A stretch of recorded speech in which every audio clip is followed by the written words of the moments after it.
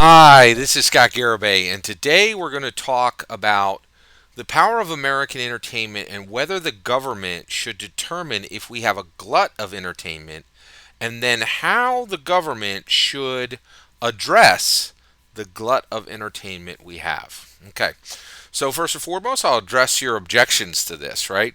So a lot of people are like, what? The government saying that Netflix can't make any more cop shows, or that Amazon Prime cannot make another like award-winning um, show about difficulties in marriage, or Disney Plus is not allowed to make any more shows about quirky teens, right? That seems crazy, Scott. It's not crazy. It's not even remotely crazy. So let's get into this.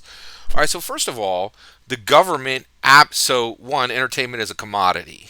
If you're not understand that, you're not paying attention, right? So entertainment is a commodity. And the government is highly in the business of controlling how commodities are created, how they're sold, and then also the government jumps in if there's a glut, right? So the government pays very close attention to how much oil is made. It pays very close attention to how much corn we have. Any kind of commodities, the government gets upset if there's too many of them, and if one company tries to flood the market, right? And the government will not hesitate to step in and say there are too many raisins in America, and say to one company, you need to bury half your raisins in the ground. You're like, what? Are you kidding? Like, bury raisins in the ground? This is why on earth would we do that? Right? And so there is reasons, right? So one, where does all this come from? Well, let's take a little trip down history road, right? This all comes from the Agricultural Adjustment Act of 1938. So this was coming after one of the most difficult economic crashes that America had ever seen in 1929. And basically, the government paid farmers not to grow crops, right? They bought livestock wholesale. It was incredible, right? Now that specific adjustment act is no longer in place, but vestiges of this have continued for decades and up until very right now, right? And so the government really never hesitates to get involved in physical commodity um, markets, right? Because they're saying, hey, we need to make sure that there is a sustainable, balanced market for goods, right? That does not exist for entertainment, right? Now, why does it not exist for entertainment?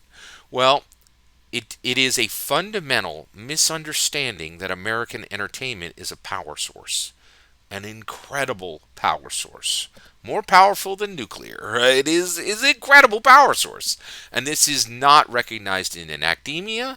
It's not recognized in the sciences, and it is not recognized in journalism. It really isn't. I'm ahead of my time on this one, right? And the reality is, but really, it's becoming quite ludicrous because American entertainment is one of the most powerful forces in the world, right? People think the price of steel matters today. Who cares, right? Like, but we still are dealing with tariffs and taxes and policy and government highlighting, in order to adjust the prices on these markets. And yet the government is completely hands off for entertainment when it's really our most dominant, most important industry that exists by far.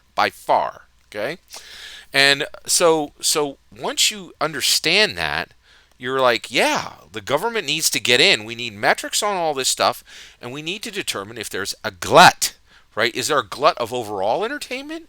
Is there a glut of particular types of entertainment, right? Is there a glut of specific practices within American entertainment, right? All of those are valid questions, right? And if you think I'm wrong here, let me. I want to talk through this a little bit and kind of get you there, right? So one of the things that I've noticed is it is just absolutely incredible to me what I discover in. I'll give you three examples. The movie Nighthawks. The movie Nighthawks is a movie starring Sylvester Stallone and Billy D. Williams and Rutger Hauer. I watched it recently on Netflix. I did not know this movie existed. I think it's from like the late 70s or early 80s. It was a really fantastic movie. It was fascinating, right? Like if I told you parts of it, you would think I was joking. It was wild, just a wild action movie, right? And I had no idea it existed, and the reason why is there just an avalanche of cop movies, right, and cop television shows, and and there's so much good content now. Really, only the greatest of it survives. And there is stuff that costs millions and millions and millions of dollars that just disappears into the ether. A perfect example of this recently is Lock and Key. I love this new Netflix show. Really fantastic. Absolutely nobody talked about it. Nobody cared. It just disappeared into the ether. And the reason why is there's just a constant flow of scripted shows, reality TV shows, animated shows, live action shows, movies, video, and you know what? We'll keep the video game industry completely out of this. I'm just talking about big screen and small screen. There's such a glut. There's too much, right?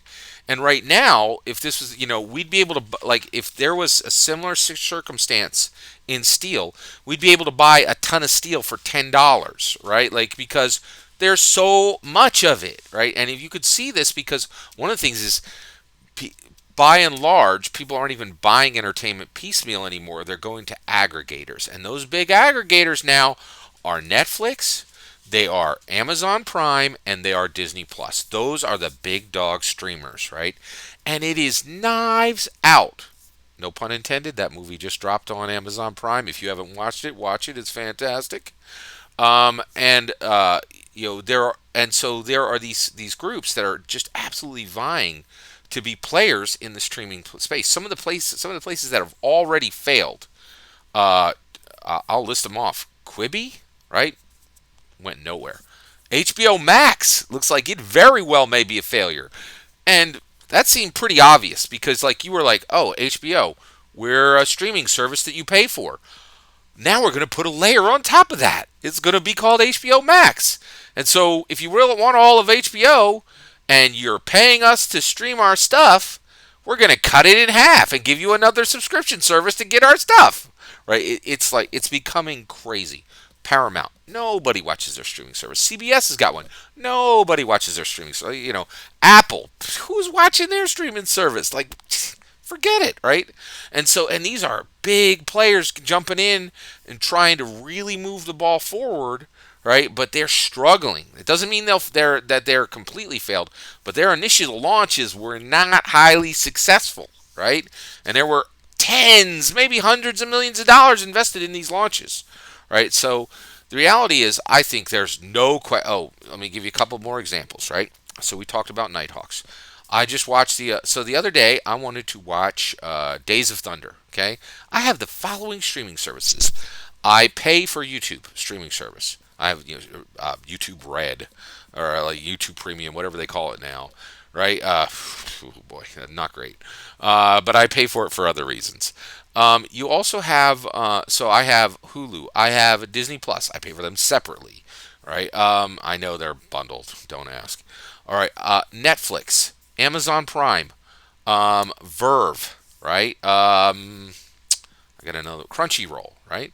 That's like I pay for 7 streaming services, 7 on top of my already payment for my cable bill, right? So, and I'm a lightweight. I know people who are subscribed to way more than that. It is. Oh, and I think I did throw in there Disney Plus, right? A ton. We just have a ton of streaming services, and so I wanted to watch Days of Thunder. Couldn't watch them on any of the 7 streaming services I already own, right? So I couldn't watch Days of Thunder, right? But Nicole Kidman is in Days of Thunder, and as I was doing my research to find where it was streaming, I found that there was a movie that existed called Bmx Bandits. Now, when I was very young, I was a BMX rider. I jumped over cricks and, learned how to do wheelies and peg stands and all that kind of stuff, right? And today I ride a mountain bike now, but I wouldn't call that BMXing. I just ride 10, 20 miles through cities. It's different. right? And so it's really, really quite interesting what we're seeing here, right? But there's this movie called Bmx Bandits. It's an Australian film, and it stars Nicole Kidman. Didn't know it existed. Did not even know it existed. It was a fantastic movie. It was funny. They had lots of BMX action in it. It was really cool, right? Had no idea this movie even existed. And I'm a Nicole Kidman fan, right? Battlefield Los Angeles recently dropped on Netflix. I watched it. I'm like, this is the best Netflix original. Boy, I don't understand how they made this last year. I thought this is not a small budget film. The movie was like 8 years old. It was like made in 2012, right? Had no idea the movie existed. This was not a small budget film, right? Like it was tens of millions of dollars were spent on this thing. It had real stars in it, real action, real alien invasion, right? Well, fictional alien invasion. It was a fantastic film. I had no idea it existed, and the reason why is we have a massive glut of entertainment, just a massive glut of entertainment, right? And our government would not let this stand if it was corn, oil, right?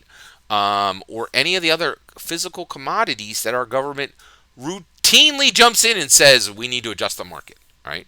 But right now we have this massive glut of entertainment, and companies are just continuously making these shows, and they're just disappearing into the ether. Fantastic shows that nobody watches because the audience is split 1,000-fold, right? And I really think the government there should be, like, we have a NASA. What are they doing now, right? Are they putting anybody in space? Like it looks like Elon Musk is doing their job alone. Like, it's insane, right?